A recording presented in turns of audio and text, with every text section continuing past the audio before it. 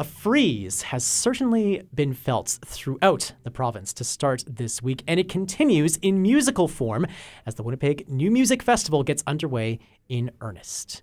The festival opens with a concert by the Winnipeg Symphony Orchestra conducted by Juno Award-winning composer Sami Musa, and then on Wednesday, the Winnipeg Chamber Winds Collective and University of Manitoba Percussion Ensemble, in collaboration with the Experimental Improv Ensemble, present a free concert featuring mostly prairie composers called Every Freeze is Different.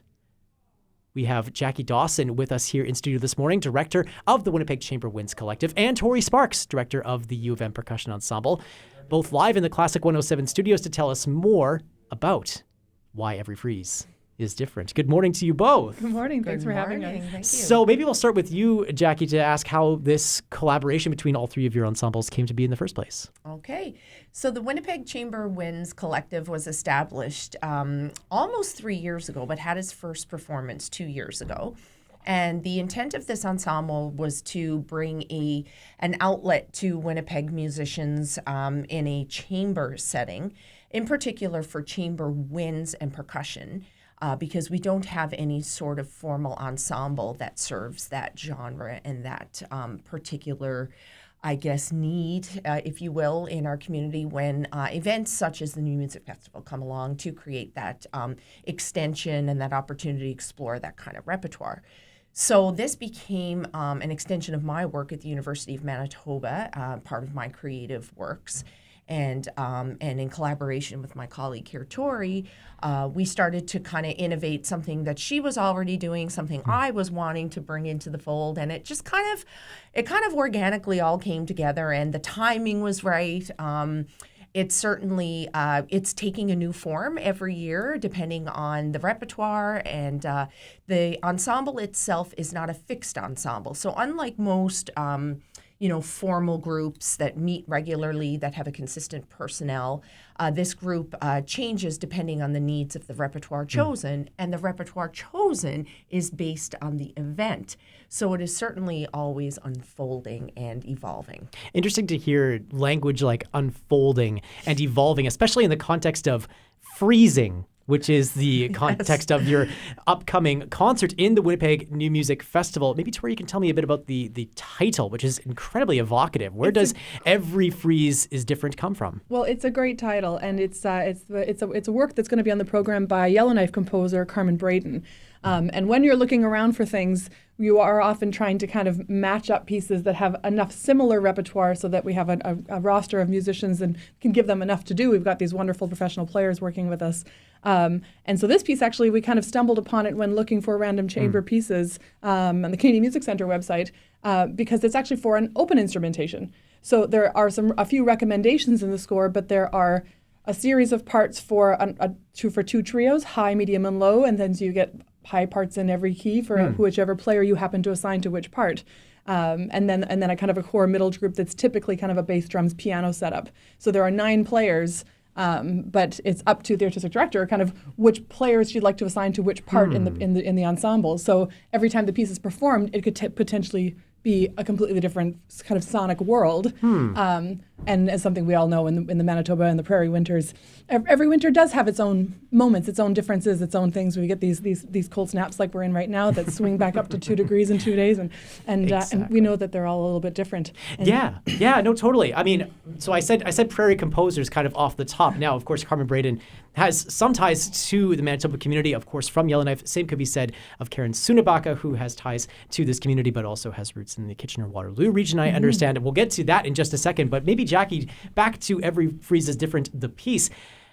As Tori's talking here about choosing the different instruments to go in which parts, how do you go about that process to decide, okay, this instrument plays this part, this instrument plays this part, to evoke the deepest freeze? Right. Excellent question. So there is no right or wrong. And it really is wide open. So you have to contemplate, okay, so what did the composer want here? And in reading her notes, she really wanted to exploit this idea that as the seasons change and the way the elements interact in those changes.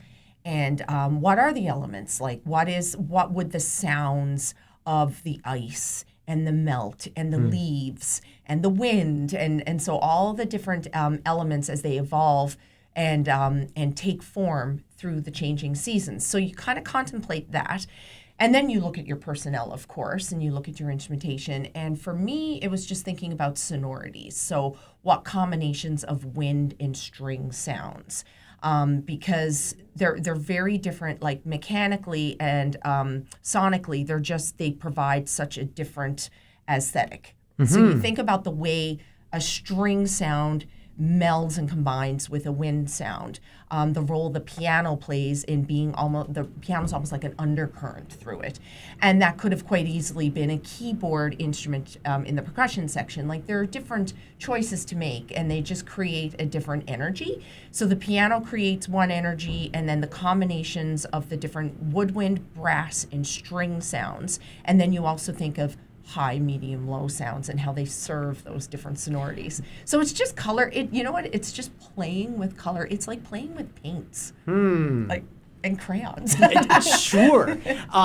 We have the percussion instruments that are going to be a huge part of that sort of evocation of freezing as well.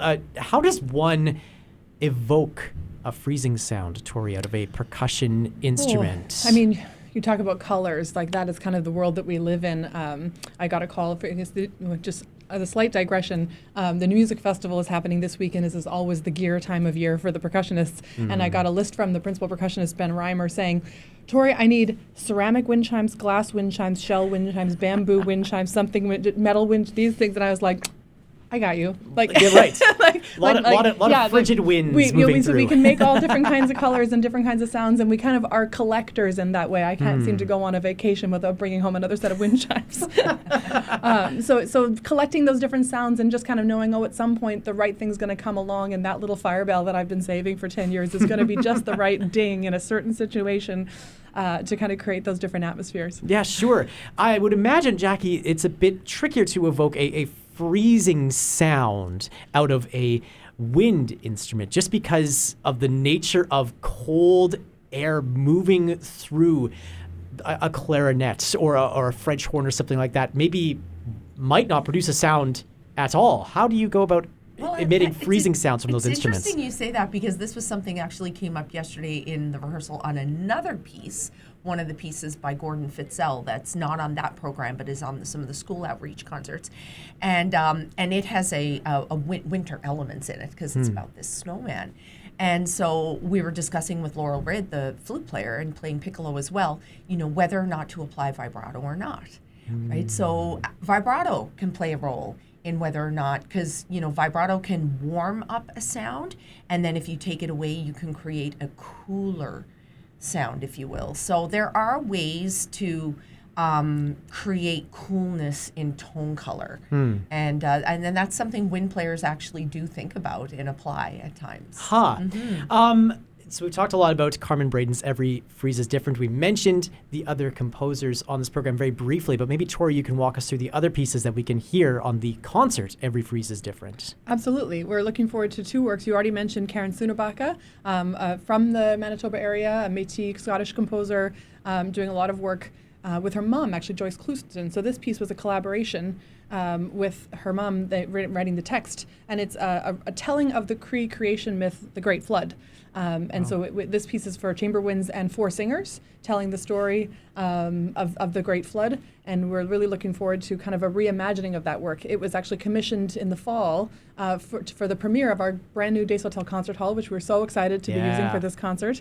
But it was for a full choir and a full wind ensemble.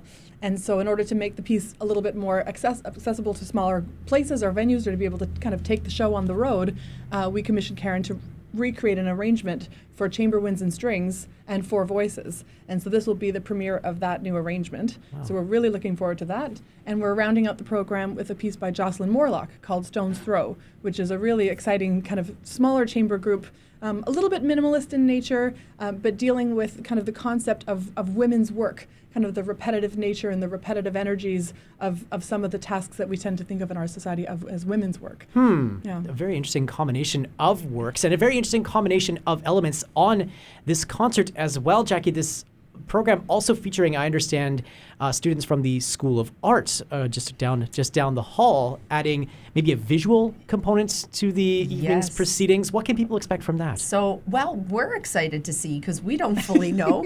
Awesome. We are really trailblazing new territory here. We're so excited.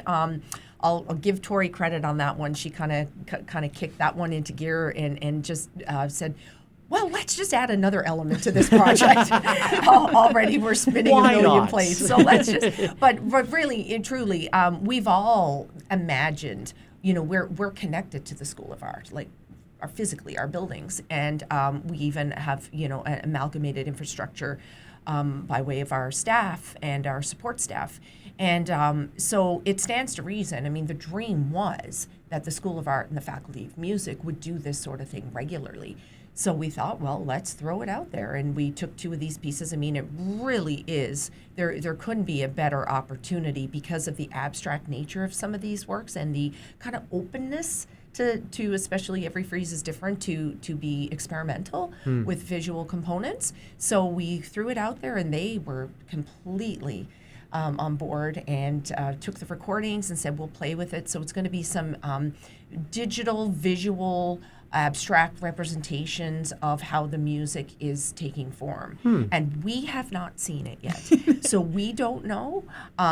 We trust them completely. I mean, they're brilliant artists in that school, and it's going to be mostly those, that project is being led by School of Art faculty with the assistance of some of their students doing some of the work with one of the student ensembles as well. Okay, an element then of surprise for everybody tomorrow night. Maybe more broadly, Tori, because there are students involved in the percussion ensemble, there are students from the School of Art that are collaborating as well. What do students take away from being a part of a new music experience like this that they may not get in other avenues of study at the U of M? We were talking about the Zita Bernstein leader competition earlier this week.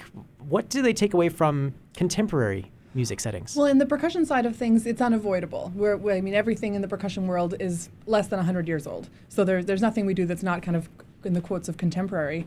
And this is something like we composers and percussionists, we often joke that's peas and carrots. And so we belong together, we work together all the time. We're always kind of coming up with new ideas. If you want somebody who's game to try something new, you start with the percussion section. And so we've had a really great collaboration with the Experimental Improv Ensemble. So my colleague Gordon Fitzell runs that ensemble. And so we've done lots of projects together where they'll do an element of the program or we'll do an element of a program and put something together. And we've gone into all kinds of crazy spaces and done things in new ways. Yeah. So I'm really excited about this one because we're taking composed work for a percussion ensemble that was actually written by Paul Lansky, the only American composer on the program. Right. And he's written this really beautiful work called Threads, and they're very short movements, really exploring tone colors, pitched copper pipes and small kind of strange sounds and slats of wood.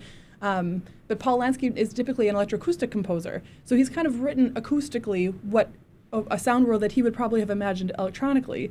And we're going to play a movement that'll be each one is about 2 minutes, and then the Experimental Improv Ensemble is going to do a live response, improvised, Wow. to each movement. So there'll be 4 movements back and forth in 4 responses, and then we have 2 students from the School of Art, master students in art, and they'll each be creating responses live on the fly as well. So we'll have a video that goes along with the percussion ensemble, and then a different artist creating the responses to that with the Experimental Improv Ensemble at the same time. So really an exciting collaboration, and for the students to get a chance to play like this, and kind of play, I actually mean like to play around, like to kind of be a little bit free and do something a little bit different. But also we're super grateful that because, and I'll have to just get this part in here, we have the support of the Strategic Initiatives Fund, and I'm going to get that, the Strategic Initiative Support Fund at the University of Manitoba. And so we're actually able to give all these students these opportunities in a very professional setting, in a concert hall with everything being done, kind of at the highest level. And so we're really, really delighted to be able to give our students a chance to have that very professional experience in a situation like this. Oh, great to have all the supports on hand to make that experience come alive, and that's certainly a learning experience in and of itself. And we get a great concert out of it as well. Can't wait for Wednesday night. Jacquie Dawson and Tori Sparks, thank you so much for joining me here in the Classic 107 studios to tell me more about it. You're welcome. Thank you for having us. Glad to be here.